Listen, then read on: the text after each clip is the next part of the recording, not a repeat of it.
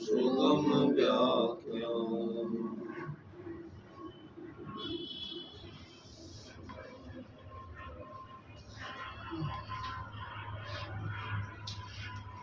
चर्चा की 15 नंबर की छंद के माध्यम से चल रही है। यहाँ पर देहात बुद्धि वाले जीव और आत्मबुद्धि वाले जीव, इन दोनों का तुलनात्मक रूप से ज्ञान कराया जा रहा है।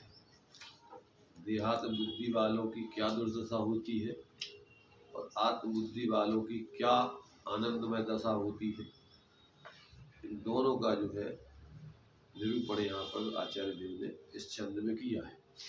और देहात बुद्धि छोड़कर आत्मबुद्धि करके मंगलमय जीवन जीते हुए अपनी उस परम मंगल दशा को प्राप्त करना चाहिए, ऐसी यहाँ पर आचार्य देव की प्रेरणा है।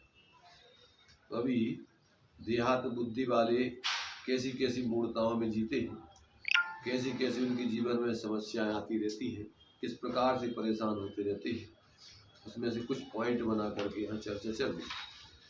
तो आगे का ये पॉइंट है देहात बुद्धि के पोजीशन का क्लेश। जिनको देह में आत्मबुद्धि होती है उनको ही लोक में अपनी पोजीशन जानते हो, पोजीशन मान इज्जत आबरू, हाँ, बाही में अपनी लौकिक दृष्टि से इज्जत आबरू बचाए रखने के लिए, मान सम्मान बनाए रखने के लिए कितने नाटक करना पड़ते हैं, बोलते हैं सब। देखिए उसका खुलासा। देहात्म बुद्धि के पोजीशन का क्लेश। भैया, जगत में किस पदार्थ में सार पड़ा हुआ है, मानने की बात और है। सबसे बड़ा क्लेश तो इस मनुष्य ने यह माना है कि मेरी कहीं पोजीशन न घट जाए, मेरा अपमान न हो जाए, मुझे कोई तुच्छ न कहने लगे। यह शल्य इतना विकट अंतरंग में पड़ा हुआ है कि कोई भी काम धर्म के विधि पूर्वक नहीं हो पाते। 343 घनराजु प्रमाण। इतने महान विस्तार वाले लोक में यह नगर कितनी सी जगह है।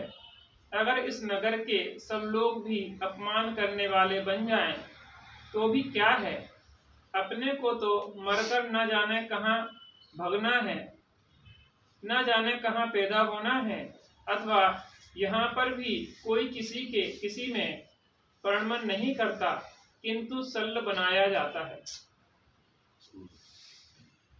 मैंने ये बता रहे हैं कि भैया तुम्हारी झूठी पोजीशन, दूसरों की नजरों में अच्छे दिखने की, अच्छे बने रहने की जो तुम्हारी जो इस प्रकार की मिथ्या मान्यता है, इसमें कोई दम नहीं है।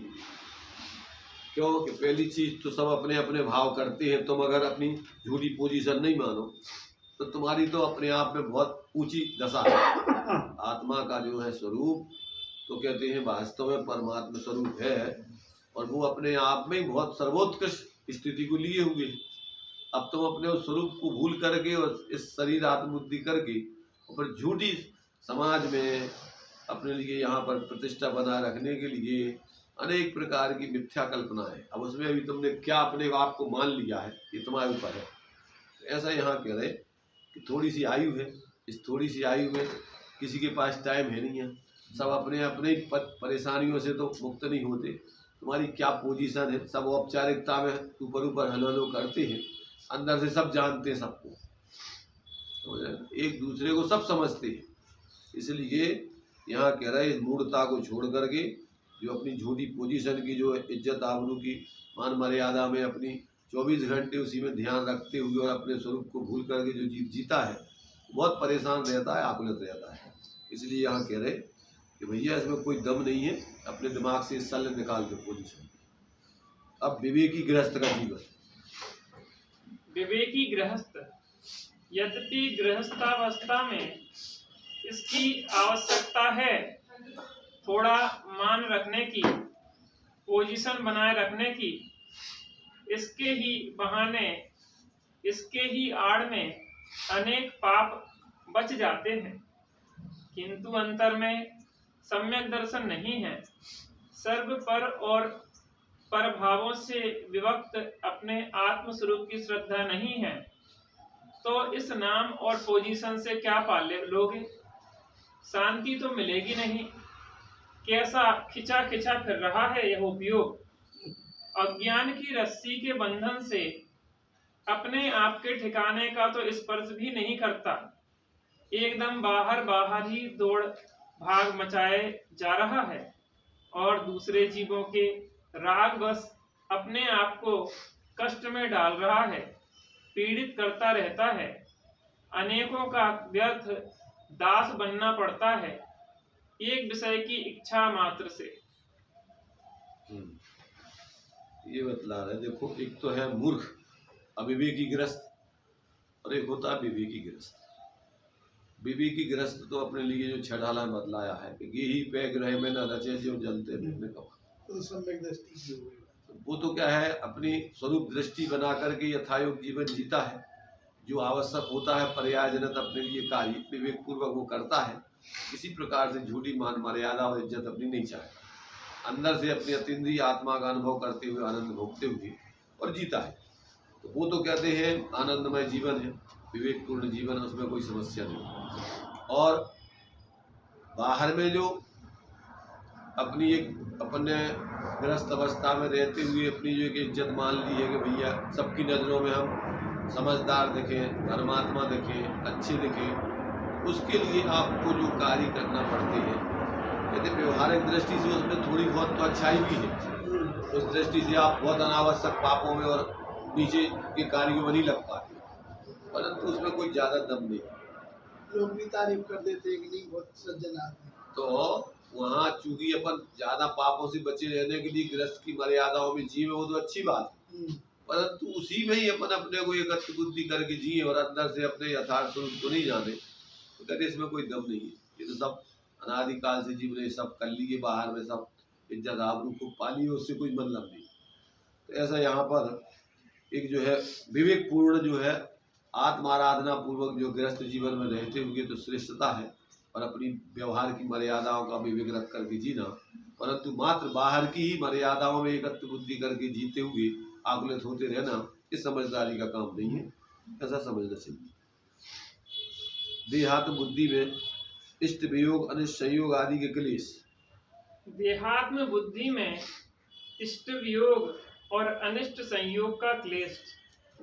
इष्ट वियोग हो जाना इसमें भी क्लेश देह में आत्म बुद्धि के संबंध से है। देह को मानना कि यह मैं आत्मा हूँ, पर देह को मानना कि यह पर आत्मा है और इनका मेरे में संबंध है, इष्ट है, मित्र है, मेरा साधक है, तो देह के नाते से ही तो इष्ट कहलाता है।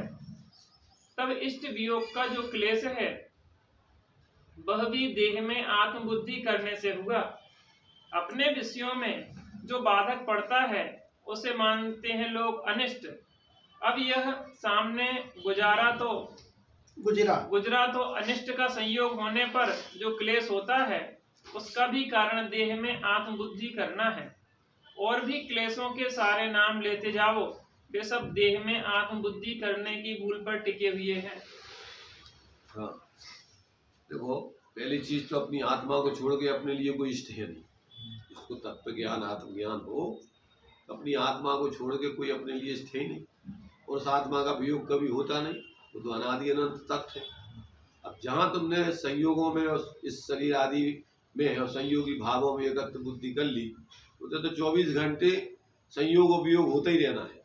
तो वहाँ तो इष्ट अनिष्ट संबंधी तुम्हारी जो कल्पनाएं हैं उससे तुम्हें 24 घंटे आर्त और ध्यान ही होते रहना, एक क्षण को भी तुम्हारे लिए चैन नहीं पड़ेगा। उपयोग में होते रहेंगे और लब्धि पे बैठा रहेगा तो 24 घंटे भयभीत रहोगे, ऐसा नहीं हो जाएगा, ऐसा नहीं हो जाएगा, ऐसा नहीं हो जाएगा। इसलिए यहाँ कह रहे भैया कि तुम्हारी जो देहात बुद्धि है, पहली चीज तो मूल में भूल है। इस मूल की भूल को दूर कर दो तो सारे क्लेशों का सफाया हो जाएगा, कोई समस्या तुम्हारे जीवन में है नहीं। ये बात यहाँ पर आचार्य देव ने स्पष्ट की है। अब और भी जो है निदान आदि भाव वो भी देहात बुद्धि के कारण से होते हैं, वो भी आगे खुलासा कर रहा है। पर चूंकि मिथ्या दृष्टि को निरंतर इष्ट वियोगाज अनिष्ट संयोगाज पीड़ा चिंतन निदान ये सब अर्थ ध्यान के भेद बता रहे हैं। क्या ये सब मिथ्या दृष्टियों को चलते रहते इस प्रकार। देहात्म बुद्धि के निदान का क्लेश। एक बड़ा क्लेश होता है भीतर में आशा, प्रतीक्षा, वांछाओं का। इतना मिल जाए, इतना हो जाए, इतना जुड़ जाए, ऐसी जो भीतर में एक धारा रहती है, उसका बड़ा क्लेश जीवन में रहता है। देखो तो हैं सभी ज्ञानानंद स्वरूप, दुख का काम ही नहीं, मगर कल्पनाएं ऐसी बढ़ा रखी हैं कि दुखों के पहाड़ बना लिए हैं। ऐसी वांछाएं इतना हो जाए, ऐसा कर लूं, इसका भी क्लेश है। यह क्लेश भी देह में आत्मबुद्धि करने के भ्रम पर टिका हुआ है। क्या कोई अपने आप को ऐसा जान करके कि यह मैं आकाशवत निर्लेप ज्ञानानंद रूप मात्र आत्मा हूँ, ज्ञानानंद स्वरूप मात्र आत्मा हूँ, ऐसा जाने और फिर इच्छा करे कि मेरे 2 मकान बन जाए, मेरी इतनी जागीर बन जाए? क्या ऐसा हो सकता है? जब देह को मानते हो कि यह मैं हूँ, तो वे सारी जरूरतें, सारी इच्छाएं आकर खड़ी होती हैं। इस मुझ ज्ञान स्वरूप अमूर्त चेतन तत्व को 2 लाख रुपए चाहिए, ऐसा भी कोई सोचता है क्या? अरे उस अमूर्त तत्व में तो धन का स्पर्श भी नहीं होता, वह तो अत्यंत जुदा है। ऐसा विभाव वहाँ ही उद्भूत होता है जहाँ देह को अपना आत्मा समझ रखा हो।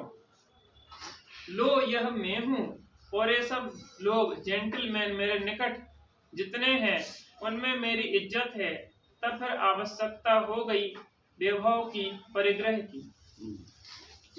ये सब जितनी भी समस्याएं खड़ी हो रही है, एकमात्र जो है तुम्हारे लिए इस शरीर आदि संयोगों में एकत्व बुद्धि और ये तुम्हारे जो मोहजन्य भाव है, बस ये ही अपने इन्हीं में एकत्व मत करते रहना, ये सारा दुख का मूल कारण है।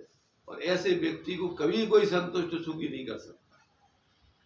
जब तक व्यक्ति अपने उस वर्तमान में सदा शाश्वत विद्यमान आत्म तत्व में आत्मबुद्धि नहीं करेगा, तो वर्तमान में जी नहीं सकता है। वो भूत भविष्य की कल्पनाओं में रात दिन जीता रहता है। पहले ऐसा होगा, ऐसा नहीं होता तो ऐसा हो जाता, अब ऐसा नहीं हो जाए, ऐसा करेंगे। तो ये सब यहाँ पर निदान बंद गया है।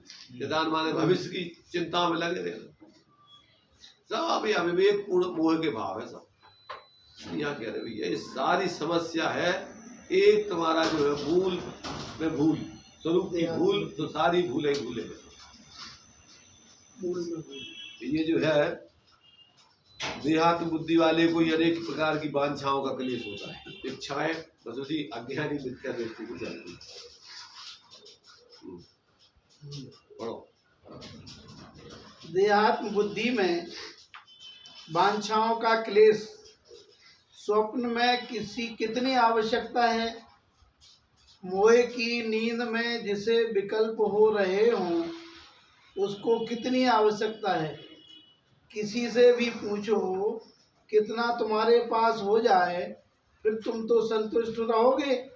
हाँ हाँ, पहले तो कह देंगे कि इतने हो जाए तो संतुष्ट हो जाएंगे, पर उतने हो जाने पर भी संतोष नहीं हो सकता, अभी और चाहिए। तो वांछाओं के भी क्लेश देह में आत्मबुद्धि के लिए आत्मबुद्धि किए जाने पर टिके हुए हैं। जितने भी क्लेश संसार के समझे जाते हों, सब में ऐसा ही निर्णय है कि उन सब का परंपरा या साक्षात कारण यह है कि देह में आत्मबुद्धि कर रखी है।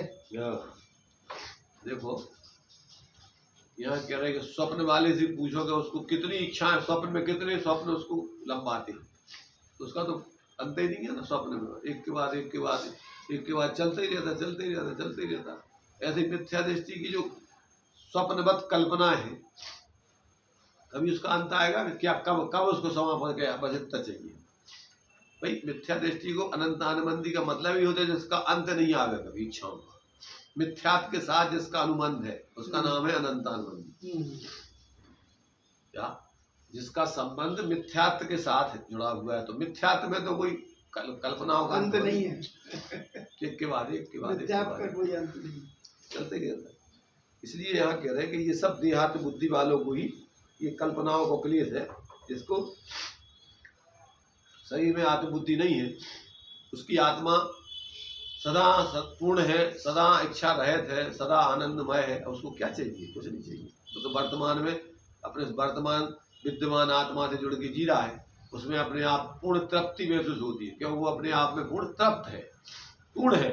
तो उसमें अब कुछ लेने देने की जरूरत नहीं है। लोक में भी जैसे जिसका पेट भरा हो और उससे कहा भैया का जो खा लो, भैया हमें जरूरत ही नहीं। ऐसे ही प्रत्येक वस्तु अपने में पूर्ण है, अपन जीव है, अपने में भी कोई कमी है ही नहीं। तो अब क्या चाहिए? अपन कुछ चाहिए नहीं बाहर। और जहाँ अपने को भूले वहाँ कोई अंत नहीं है इच्छाओं का, कल्पना करते रहो। मतलब अनंतानुबंधी करने के बाद भी इच्छाएं तो रहती हैं, लेकिन उसका संबंध नहीं रहता उनसे, मिथ्यात्व के साथ निकल गई अनंत का।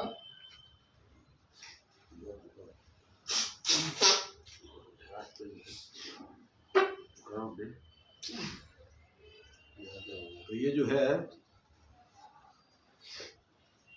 देहात बुद्धि वालों को ही इच्छाओं का अंत नहीं होता है, निरंतर उससे दुखी रहता है।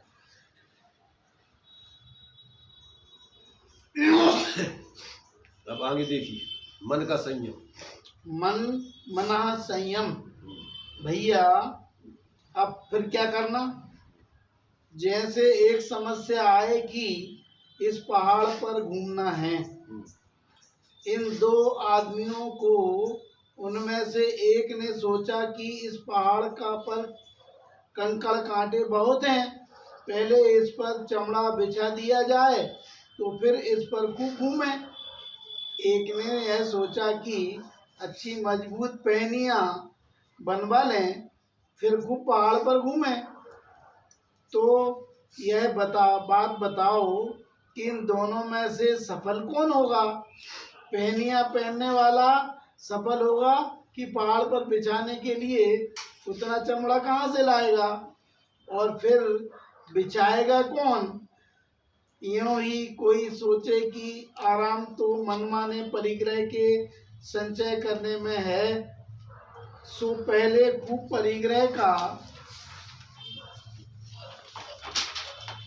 संचय कर लें, फिर रही सही जिंदगी खूब सुख से बिताएंगे।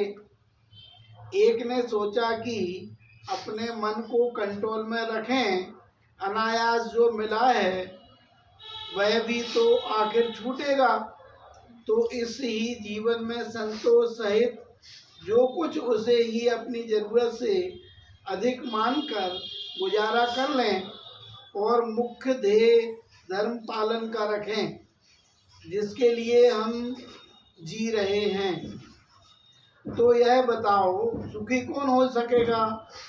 जो अपने मन को संयत कर सकता है और मिले हुए को ही अधिक माने।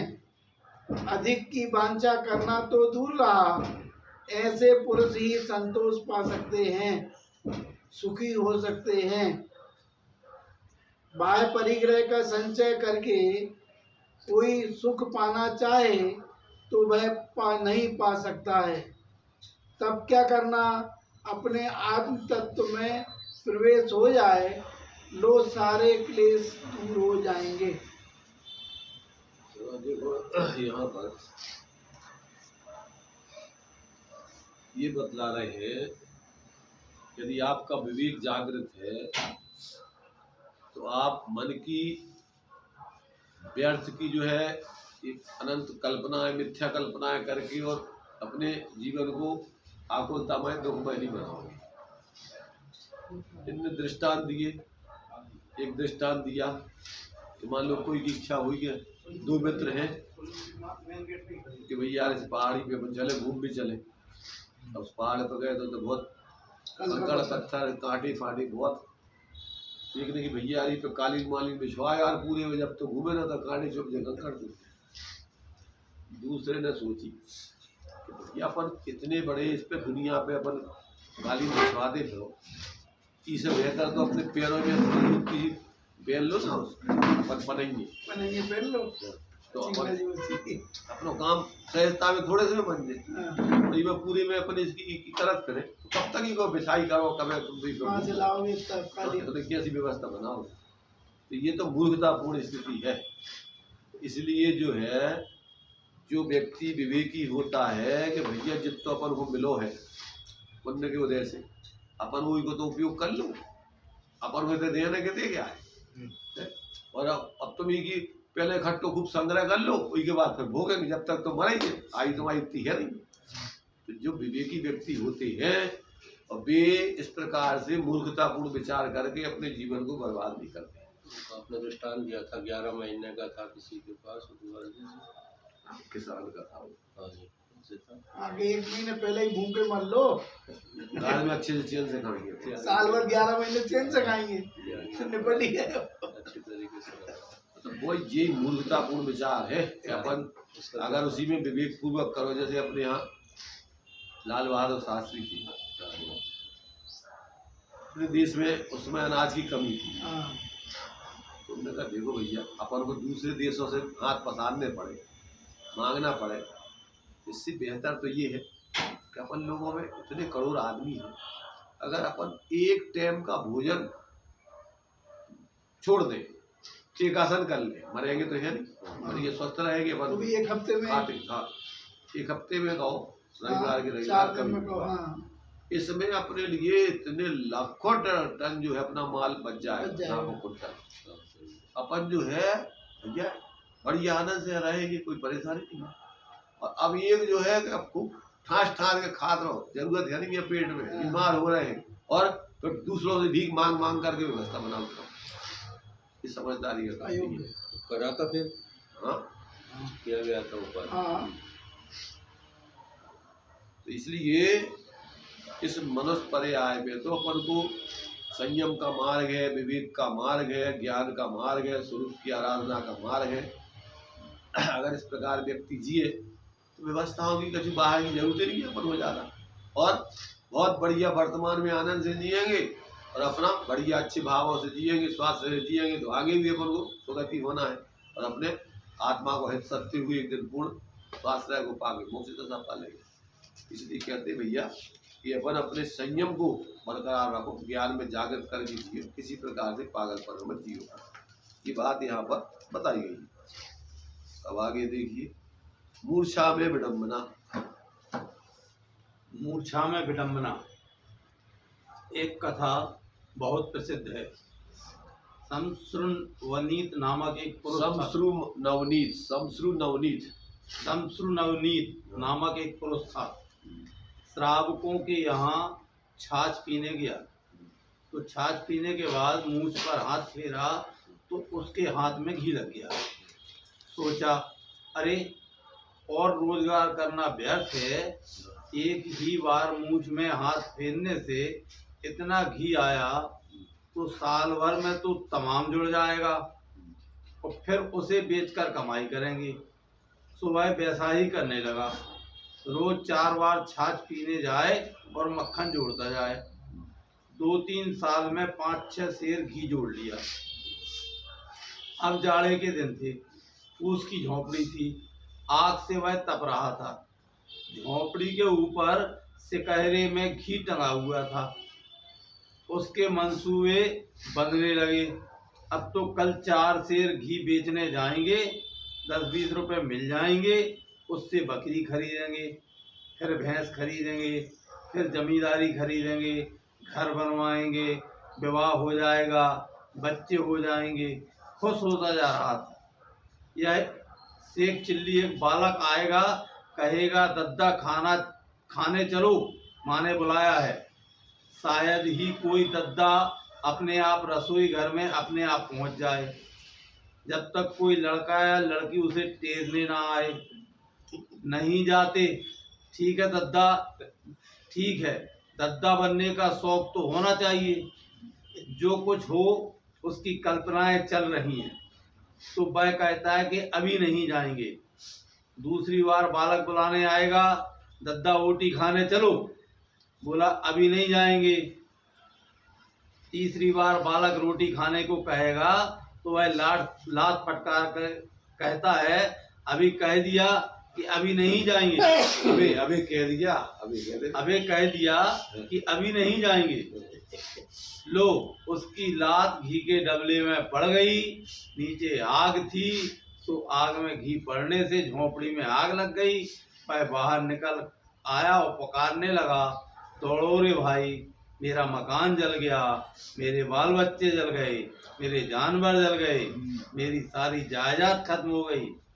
लोगों ने सोचा कि कल तक तो यह भीख मांगता था, आज कहता है हमारा मकान जल गया, हमारे बाल बच्चे जल गए, हमारी जायदाद नष्ट हो गई।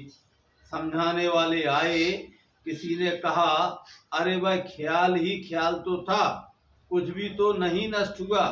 तो एक पंडित जी उसे समझाने वाले से बोले कि अरे सेठ जी ऐसा ही तो तुम करते हो, है तुम्हारा कहीं कुछ नहीं, केवल मानते हो कि अमुक हमारा है, अमुक हमारा।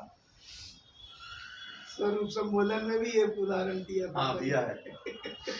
तो ये जो है मतलब कहने का क्या है इनका, शमसुर नवनीत की कहानी रत्न शराब का 4 में 5 पाप के करने वाले जीवों के अंतर्गत आई है। उसमें अंतिम है वो परिग्रह वाले जीव के पापों का इस प्रकार की स्थिति वाला। तो ये शमसुर माने होता है मूछ और नवनीत माना होता है उसमें मक्खन। अच्छा, तो मूछों पर मक्खन वाला व्यक्ति, तो ये शमसुर नवनीत हो गया। अब शमसुर नवनीत की कहानी इसमें दी है कि जो है जब वो कहीं मैंने फ्री में गांव में जो फ्री में जो है मठा मिलता है, वो मठा उसने पिया लेकर के, तो उसकी मूछ में बहुत सारा मक्खन हो। लोग बाग क्या है उस समय बहुत ज्यादा होता है, तो ज्यादा इतना ऐसा नहीं निकाल पूरा बिल्कुल उसको निकाल लेगा, अच्छा बढ़िया उसको गाढ़ा गाढ़ा रहता है। उसकी मूछों पर छप गया, उसने हाथ फेरा तो उसके हाथ में बहुत मक्खन आ गया। उसने सोचा यार जो बढ़िया अच्छा है कारीगर, अपन गंदे पानी में फालतू समय खराब करो, रोज ना मूछों पे जो है अपन जो है हाथ फेर के 2-4 मठा पियेंगे, मूछों पे हाथ फेर के मक्खन इकट्ठो करेगी, तो बहुत मक्खन हो जाएगा। इनको बेच के फिर अपन बढ़िया माला माल होगी। इनको बेच के फिर बकरी लेंगे, भैंस लेंगे, फिर उसको बेच के ऐसा करेंगे, फिर और महल होगा, बढ़िया अच्छे शादी वाले आएंगे, फिर अच्छी ठाक से शादी होगी, तो शादी के बाद बच्चे होंगे, बच्चे होने के बाद फिर ये जब बच्चा हमसे कहेगा कि चलो 10 रोटी खावे, रोटी पीवे, तो हम मना करेंगे। फिर जब वो बार बार नहीं मानेगा तो अभी तू समझता नहीं, एक लात मारेंगे। वो लात मारी तो वो कच्ची कुएं तुम्हारे झोपड़ी में तो रही रहो, तो वो जो टंगी थी उसकी बटंगिया इकट्ठो करके जो करीब वो लगी लात, सीढ़ी वो जल रही थी, कुर्सी वगैरह जलती थी ठंड में, पहले वो गिराओ घी तो सब आग लग गई झोपड़ी में, वो झोपड़ी जलने लगी। अब वो स्वप्न देख रहा था, वो सो नींद में कहा हमारी शादी हो गई। नहीं वो तो सुपन देख रहा था, यहाँ तो रियल हुआ ना। फिर अभी रियल बता रहा है लात तुम्हारा, लगी जो अभी बता रहे थे लात तो वो रियल ही लगी ना, बताई तो स्वप्न में उसने ऐसा सोचा और वो वही चिल्लाने लगा। घी इकट्ठो कर नहीं, घी का इकट्ठो करके नहीं किया, क्या है सोते में हो जाते, सोते में लात लग गई, वो जल गई झोपड़ी यथार्थ, और झोपड़ी जली से एकदम उठो चलना लगा, अरे हमारे सब जल गए। स्वप्न में देख रहा हो तो महल होगा, फलाना होगा, वहाँ महल जल गया, बच्चे जल गए, गाय ये जल गए, वे जल गए, संपत्ति। उसने कहा तेरे पास तो घर कल तक तो तू भीख मांग रहा था, तेरे पास ये कहाँ हो गए। उसने कही एक पंडित जी हथे, वो पंडित को कोई सेठ जी समझा रहे थे कि तेरे पास तो कुछ था ही नहीं। उसने कहा भैया वो जो कह रहा है तुम में उनको का अंतर है, तुम भी तो जो ही कर रहे तुम वहाँ कहा है। वो सपने देख रहे थे, तुम जो है दिन के सपने देख रहे हो। सपने देख रहे थे, तुम होगा तो मेरे एक दिन तो तुम पता नहीं पड़ने, तुम्हारी झोपड़ी में लग जाने आग, और तुम क्या करो जी को तुम अपना मान रहे। वो रात का सपने देख रहे हैं सेठ जी, दिन का सपने देख रहे हैं। ये जो है यहाँ दृष्टांत दिया कि मिथ्या कल्पना वालों की रात में स्वप्न भी ऐसे ही आते, जैसे दिन में मिथ्या कल्पनाओं से जीते हैं, तो रात में भी ऐसी मिथ्या स्वप्न देखते हैं, परेशान होते हैं। सुबह सुबह में चौबड़ लेके नृत्य कर रहा भगवान के सामने, ये ऐसा दिख रहा सपना क्लेशकारी पक्षपात आ गई। क्लेशकारी पक्षपात, यह मोही प्राणी कल्पित घर के 2-4 जीवों के लिए तो जान तक भी देने को हाजिर है, और कल्पित गैर पुरुषों के लिए इसके चित्त में 2 आने की भी बकत नहीं है। इतना व्यामोह प्राणियों में पड़ा हुआ है देह में आत्मबुद्धि होने से इस संसार के सारे संकट इस जीव को भोगने पड़ते हैं। देह में आत्मबुद्धि मिट जाए, यह मैं ज्ञान मात्र हूँ, निर्लेप हूँ, भावात्मक हूँ, चैतन्य तत्व हूँ, जरा दृढ़ भावना बन जाए और कुछ ना सुहाए, कुछ भी हो बाहर में उससे मन चलित ना हो जाए, इतना आत्म तत्व का स्पर्श करने वाला कोई पुरुष हो तो फिर उसके संसार के कष्ट नहीं रहते। जो प्रशंसा करे, जो बढ़ावा दे, जो राग भरी बातें करे, कष्ट के कारण तो वे ही बन रहे हैं और यह मानता है कि मैं सुखी हूँ। देखो यहाँ पर इन्होंने एक दृष्टांत दिया है, पक्षपात। कैसा पक्षपात? कहते हैं कि यह मोही प्राणी कल्पित घर के 2-4 जीवों के लिए तो जान तक भी देने को तैयार है आज, और कल्पित गैर पुरुषों के लिए इसके चित्त में 2 आने की भी बखत नहीं है। तो कल्पित कल्पित क्यों कह रहे दोनों? कल्पित माने कल्पना में, कैसे कल्पना होगी कैसे काय की कल्पना? मैंने इसका कल्पित ही कल्पना की अपने उसमें पुत्र वगैरह में, घर के आदमियों में। पर में भी कह रहा है कल्पित हाँ, गैर पुरुषों और उसमें मतलब जो घर के देखो सदस्य भी अपने आप में यथार्थ है। कौन? कल्पित नहीं है। घर के पुरुष है और जो बाहर के पुरुष, कल्पित नहीं है, ये तो यथार्थ है। आसमान जाति तरफ पर्याय है, वो शरीर को पिंड है, उसमें जीव है, ऐसे उनमें जीव है। कल्पित तो इसमें लगाना है कि ये मेरे हैं और ये गैर है, मेरे और गैर में कल्पित लगाना है। तो तुमने जो स्वतंत्र द्रव्य है, किसी में तो कल्पना कर ली कि ये मेरे हैं और किसी में कल्पना कर ली कि ये गैर है। जी इसमें कल्पना की बात है, वस्तु स्वरूप में तो कल्प यथार्थ है भी, पर उसमें मेरेपन की और परायपन की है तुम्हारी कल्पना। ना बेतुमाए है ना बेतुमाए है। तो जिनको तुमने अपना मान लिया उनके लाने तो तुम मर भी तैयार हो। रात दिन हुई भी हमारी करके उन्हीं के लाने सब व्यवस्था बना। तुम्हारे कहानी सुनाओ तो तुम्हारे लिए पड़ोसी की मोड़ा के भगवान जैसी प्रशंसा करा दो, और जब समय आउट है उनके लाने कपड़ा नहीं है, फटे पढ़ने को पुस्तकें नहीं है, वो पढ़ाई छोड़ रहा हो पुस्तकों के नहीं होने से, तो अपने उस मूर्ख बेवकूफ लड़के की फटी पुराने कपड़े और फटी पुरानी पुस्तकें देवे के भाव आउट है। पर जी नहीं आउट है कि जब जो इतना अच्छो है तो अपनी के लाने बढ़िया नहीं लुआ करके कपड़े लुआ देवे, स्कूल में नाम लगा। ऐसे भाव नहीं आते।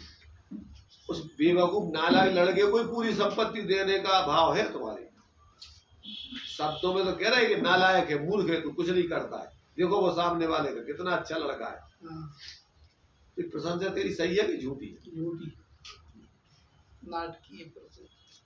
सही भी है तो तूने कल्पना कर रखी है कि वे तो पराए है और जो अपनों है, ई कारण से तू एक पैसा नहीं खर्च करना चाह तो के लाना सब लौटाना चाह।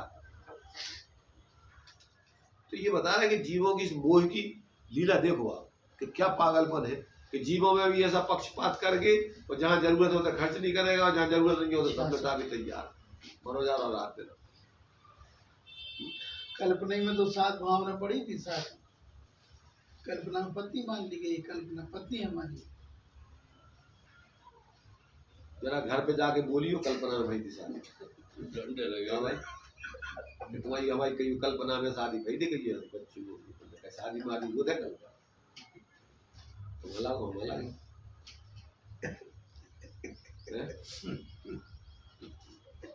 ते कह रहा है तुम ये काम में वो तो जाके सामने यथार्थता में कहोगे अपन वास्तव में तो तुम अलग हो, हम अलग हो, हम तुम्हारा का संबंध, तुम कहाँ से आए हमें कहाँ जाने, तुम्हारा का संबंध भाई सुन गए सुनना है क्या ले बड़ा जी क्या ले का ऐसी ऐसी ऐसी तो कह रहे हैं ऐसी क्या ले कब को सुनी तुमने जो बात इतने कह रही तो बात का सुनिए। अरे कब सुनिए ऐसे तुम अपनी जमी कल्पना ही कर रहे थे, नहीं जाने जैसे भी कल्पना मारी मेरे तुम भी ऐसी कल्पना कर रहे थे। सिल्ली में नहीं आती। उनके सामने तो ऐसे सलूट खड़े होने पड़ा साहब आते हैं तो एकदम खड़े सलूट। ये जो है ये सब इस जीव की ऐसी मूर्खतापूर्ण स्थिति है। वास्तव में सोचे तो अपने आप पे हंसे कि ये पागल कौन है, तुम क्या कर। अगर यथार्थता का बोध होवे तो सब जीवों के प्रति आत्मीयता रखे व्यवहार में, यथायोग सबका, क्योंकि सब जीवों से मैत्री भाव जगत में उसका सब जीवों से मित्र है। तुमने देखा कि हानि होगी क्या घरे वो इतने ही ले जा पाओ पूरे रास्ता में इतने दुखी जीव देख रहे कि यार हम इससे अपन में तो इतनी परेशानी है नहीं है, इनको तो बहुत जरूरत रास्ते में सब जो भी जैसे तुम्हारे थे बर्णी जी थी तो उन्होंने अब ठंड में देखा हो गरीब को सुकड़ तो अपना चद्र ही छल्ला का वास्ता को हो देना लोग तो गए तो नहीं महाराज छल्ला तो चद्र मिनिस्टर भी तो देखो नहीं वो कहीं वो बेचारा चलो ठंड आती थी सब बांट देता था गरीबों को। तो मतलब ये है कि जिसके हृदय में थोड़ा भी विवेक और दया होती है वो व्यक्ति पक्षपात नहीं करता, सब जीवों को जहाँ जरूरत है उसे यथायोग अपनी सामर्थ्य प्रमाण सहयोग करता है और परमार्थ से अपनी आत्मा को सबसे भिन्न जानकर स्वरूप आराधना करता है। इसलिए वो जब तक संसार में रहेगा उसके लिए बाहर की चीजों की कमी नहीं पड़ती ऐसे व्यक्ति। क्यों कि उसके ऐसा जब सब जीवों के प्रति आत्मिकता का और संयोग का भाव है तो उसके लिए तो साथ ही जब पुण्य का बंध होता रहता, जहाँ भी पैदा होगा तो उसको तो अखबार लगेगा, संयोग होगा और उसको चाहिए नहीं, वो तो सब दूसरों के परोपकार में सहयोग करता है। तो ये जब व्यक्ति के समझ आ जाती है तो उसका व्यवहारिक जीवन भी इतना बढ़िया पक्षपात से रहित शालीनता वाला और अंदर का जीवन अपने स्वास्थ्य रहेगा आनंद में हो नहीं। तो यहाँ कह रहे भैया ये सब पक्षपाती मिथ्या दृष्टियों के जीवन में चलते हैं, पक्षपात ज्ञानियों के जीवन में चलते। उसको डर नहीं होता किसी का कौन क्या कहेगा, अरे ये तो वही जीव है इनकी क्या बात को सुनना है। इसलिए विवेकी व्यक्ति जो कार्य उचित है वो किसी भय से लोक भय से किसी के कहने से छोड़ता नहीं है और जो कार्य अनुचित है किसी लोक भय से उसको करता है। इस प्रकार से ये ऐसा शास्त्री जी का आता है कि अपने दरबान को ठंड लग रही थी तो नींद आ गई थी तो उड़ा के चले गए। अकेले शास्त्री जी का नहीं है, सारे जितने भी दयालु जीव हुए हैं और जो लोक में भी महापुरुष कहे जाते हैं। डॉक्टर राजेंद्र प्रसाद का भी ऐसे ही आता है। जब वे राष्ट्रपति थे तो पटना के स्टेशन पर गर्मी का मौसम था, गाड़ी में बैठ के वो जा रहे थे, प्लेटफार्म पर गर्मी के मारे त्राही त्राही लोग उस समय प्याऊ बाल्टियों भर भर के पानी पिला रहे थे लोग, तो पिलाने वाले एक दो, अब लोग प्यासी बहुत बच्चे दुखी हो रहे, अब वो कहे पानी वाले हमें दे दो भैया, हमें दे दो हमें दे दो। इनने देखा कि अपन उठाओ बाल्टी भैया, भैया के लिए बेई बांट रहे इतने लोगों को कैसे, जब तक टाइम हो गाड़ी को तो नहीं। और ये अपनी गाड़ी में डिब्बा में से उतरे और इन्होंने क्या किया कि उससे एक बाल्टी ली, डंका लिया और प्लेटफार्म पर पानी मार। बाहर में ज्यादा प्रसिद्धि नहीं होती जैसे अब वो है भाई राष्ट्रपति है प्रसिद्धि लिखा हुआ है उनका, बाहर में इतिहास लिखा हुआ है, सब जानते थे और प्लेटफार्म पे, प्लेटफार्म वाले नहीं जानते थे। तो अब उड़ के जो साथ में काम करे साहब क्या कर रहे हैं क्या कर रहे हैं क्या कर रहे हैं, तो नहीं देख रहा क्या कर रहे। अरे भाई जीव अपने जैसे तो है सब, अपन अब ये औपचारिक अपन जो पद मिलेगा राष्ट्रपति को जो कहा है मानव है अपन पहले, राष्ट्रपति तो बाद में। लिंकन कौन सा, इसलिए जो है जिसके जीवन में थोड़ा भी विवेक और दया होती है वो अपन को औपचारिक जीवन नहीं जीता, वो वास्तविक जीवन जीता है। ऐसा जो है जब जीवन जीता है तो उसके जीवन में कहीं समस्याएं आती नहीं, जहाँ रहता है वहाँ बहुत आनंद से जीता है। और प्रकृति की व्यवस्था ऐसे व्यक्ति को व्यवस्था बना देगी, जितनी चाहे उसकी जो है बाहर की व्यवस्थाएं। चक्रवर्ती बनते हैं, तीर्थंकर बनते, कौन बनते हैं, जैसे जीव बनते हैं, रिद्धिधारी मुनिराज होते हैं, उनकी हवा लगने से, उनके थूक के हवा लगने से जहाँ जहाँ जीव उनकी भावना इतनी पवित्र है, सुखी रहे सब जीव जगत के।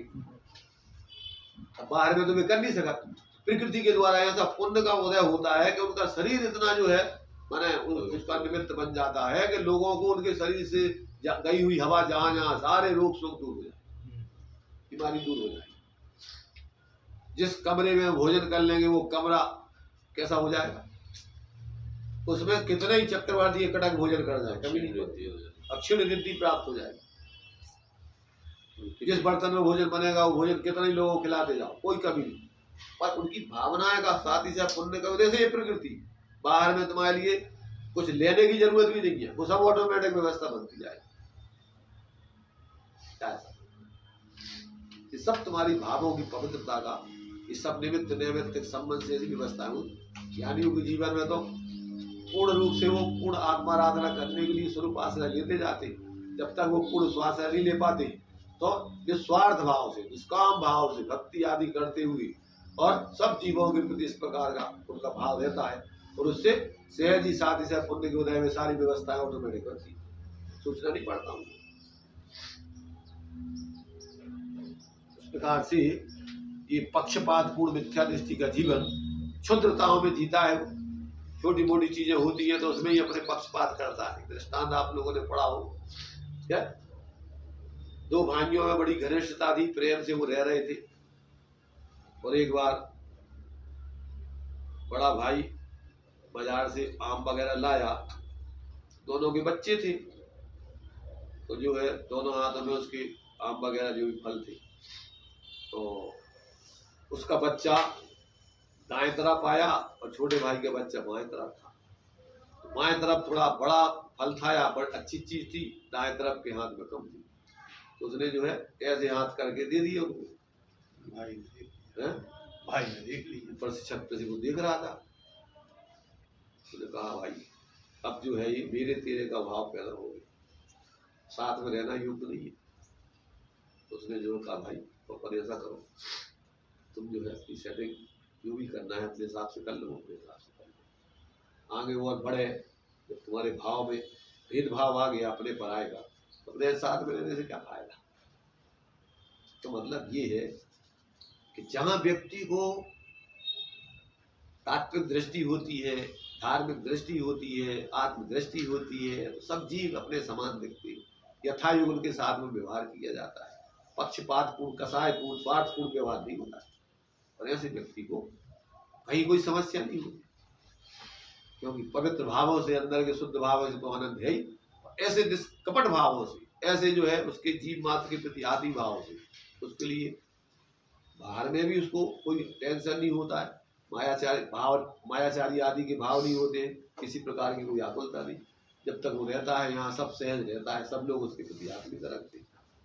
समाज में भी पहले ऐसे ही होते थे। समाज में लोग जो मुखिया बनाते थे तो उस मुखिया को पूरा समाज क्यों चाहता था कि वो पूरे समाज के प्रति अपने परिवार समान दृष्टि रखता था, इसलिए वो नहीं बनता था कि हमें मुखिया बनाओ। लोग मना करके भैया तुम संभाल पाओ, तुम जो है तुम हमारे जो समाज के नेतृत्व करो। तो वो कहते भैया हमारे बस की नहीं है यार, हम नहीं कर सकते। नहीं आप ही करना। तो मतलब ये है कि जब अपन वास्तव में सच्चे अर्थों में तात्विक को धार्मिक जीवन जीते हैं, उसका अंतर बाहर का जीवन बहुत ही पवित्र होता है, आदर्श होता है। लोग देख के उसको लगता है कि यार ये जीवन बहुत है। इसलिए मिथ्या दृष्टि का पक्षपातपूर्ण जीवन रहता है, उसका जो है अंदर कुछ और बाहर कुछ वाला जीवन होता है। और ऐसा व्यक्ति यहाँ भी परेशान रहता है, भयभीत रहता है, दुखी रहता है, और आगे भी उसके लिए वो सब समस्या खड़ी होती है। अब आगे है शाबाशी का चक्कर। कोई घोड़ा अच्छा हष्ट-पुष्ट हो तो मालिक उसकी पीठ पर हाथ फेरता है, शाबाश बेटा तुम हष्ट-पुष्ट हो। तो शाबाश बेटा तुम हष्ट-पुष्ट हो, सब कुछ कहता हो। पर यह सब प्रशंसा किस लिए कही जाती है? मतलब और भी हष्ट कुछ कहता है, जो कुछ भी उसके बारे में कहता हूँ। हाँ, सब कुछ कहता हूँ। पर यह सब प्रशंसा किस लिए कही जाती है? इसलिए कि चलने लायक एक घोड़ा है, तो चढ़कर सैर करना है, काम निकलता है, तुरंग में जोतता है, ऐसे बग्घी में जोता जाता है। हाँ। ऐसे ही घर के किसी प्रमुख को सब लोग बढ़ावा देते हैं, मेरा यह बहुत अच्छा है, सबका बड़ा ख्याल करता है, खुद को तकलीफ हो जाए पर किसी बच्चे को रंज नहीं देख सकता है, बहुत सुधरी आदमी है, बड़ा उदार है, तो ये सब शाबाशियां किस लिए है? क्योंकि सबको उसी पर चढ़कर आनंद लेना है। बस यही रीति इस संसार में चल रही है। चाहे समाज में हो चाहे परिवार में पीठ हो। ठोक रहा है उसकी बेटा, आप बहुत बढ़िया काय दिलाने। बस अच्छी है तेरी पीठ, बैठ के हम लोग बहुत से लोग बैठ सकते हैं। चढ़ जा बेटा, सूजी पे वाली करेंगे राम। मतलब ये है कि स्वार्थ में संसार आपके लिए जो भी व्यवहार कर रहा है वो सब अंदर में देखो मोही जीवों का, ज्ञानियों का ऐसा नहीं होता है। मोही जीवों का उसमें जरूर कोई ना कोई स्वार्थ होता है। पर लोग बोलते भैया ऐसा तो आज तक ये बोलते ही नहीं था, कुछ दाल में काला है।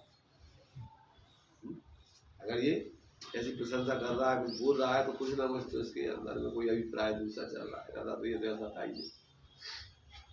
तो ये जो है ये जो बाहर की जो झूठी दूसरों की प्रशंसा, मान सम्मान आदि करना है, मालाएं डालना है लूटने के लिए, ये भैया तेरे लिए फांसी का फंदा है।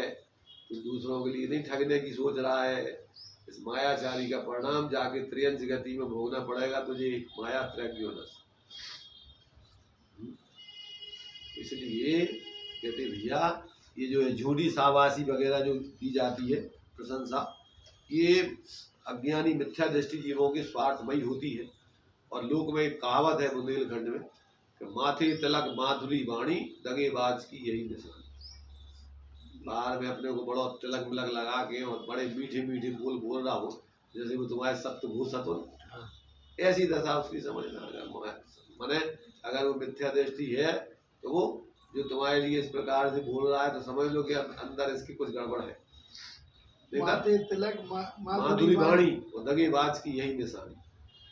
माथे पे तिलक लगा रखो अपने बहुत बड़ा परमात्मा, तो उसने चाकू बांध रखा था कि हम हमारी अगर कभी जबान झूठ बोल देगी तो हम इस चाकू से अपनी जबान काट देंगे। लोगों को सत्य का विश्वास दिलाने को माथे पे तिलक, बीच बढ़िया बढ़िया बाड़ी, और अंदर में दगेबाज का भाव चल रहा है, धोखा देने का भाव, स्वार्थ साधने का भाव।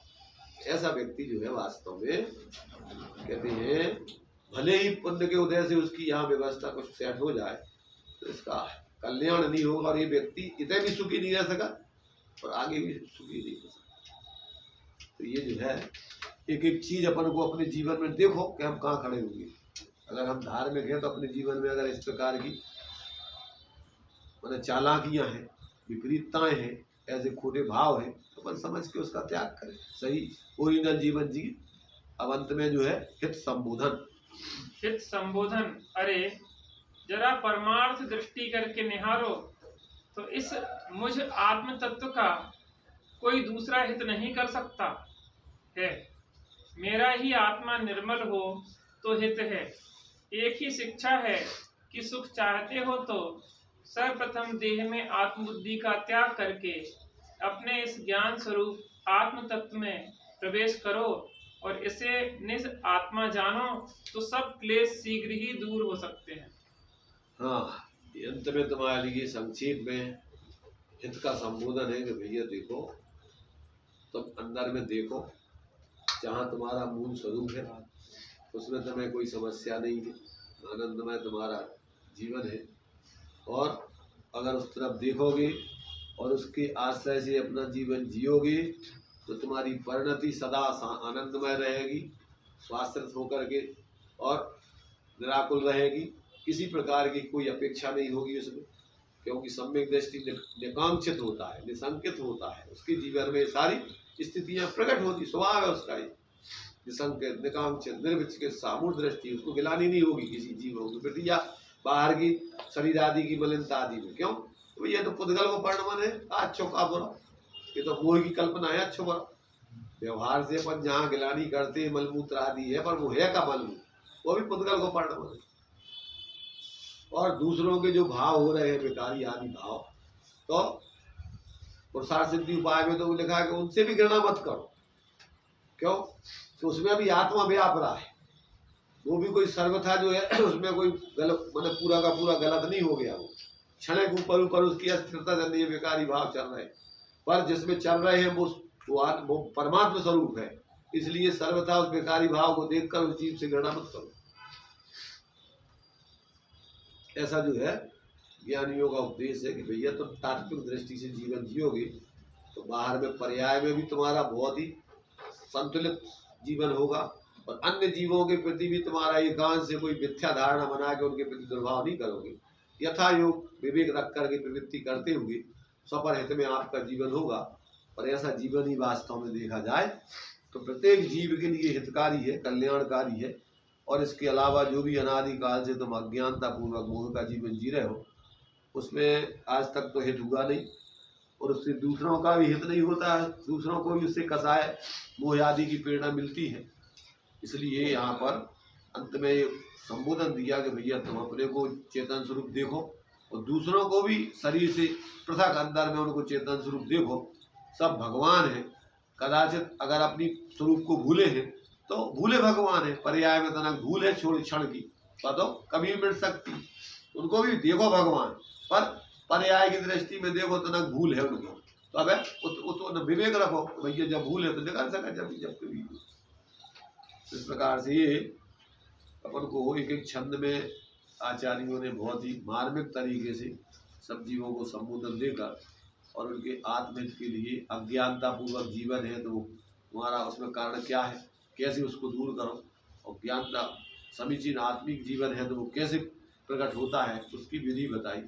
ये सारी चीज़ें अपन को समझ करके अपन अपने जीवन का शोधन करें, और अन्यथा जीवन जो भी है किसी को भूलने की जरूरत नहीं है, समझ करके जीने की जरूरत है। वो देख रहा हो मान रहा हो उसे कोई मतलब नहीं।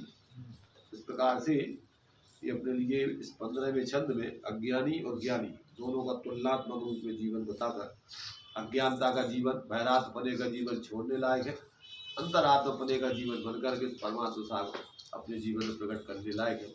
ऐसी अपन को एक प्रेरणा दी गई है। ये अपना करें।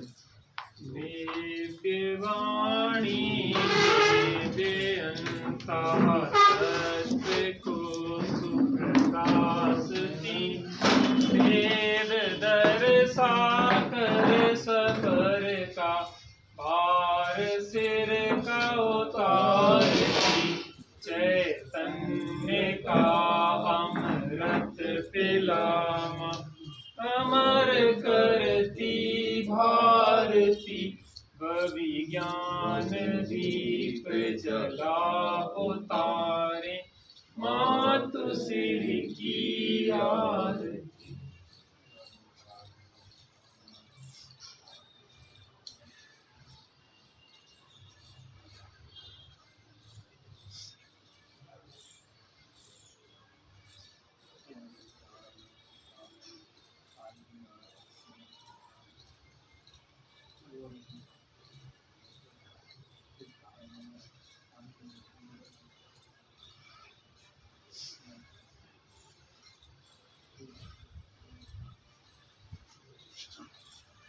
द्वादशांगिन वाणी माता की जय, महाजैन धर्म की जय, पंचकर्म।